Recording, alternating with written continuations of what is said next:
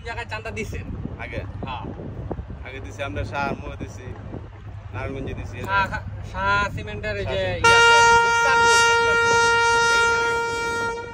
জায়গায় কত টাকা দিছেন আগে 500 টাকা দিছি 500 টাকা আর পরে আমরা নারায়ণগঞ্জের মধ্যে ধরছে মানে এদিকে আর দিছি না নারায়ণগঞ্জে কত দিতেন নারায়ণগঞ্জে 1000-13000 টাকা করে নারায়ণগঞ্জে 1000-13000 এরপর আবার বাড়তি আছে নাকি আবার বাড়তি আছে বাড়তি কত করে লাগে 1200 টাকা আর ওই তিন নদীর মোহনা যে মেঘনা এটা মধ্যে ধরে তাহলে আবার আতায় মাথায় জানিয়ে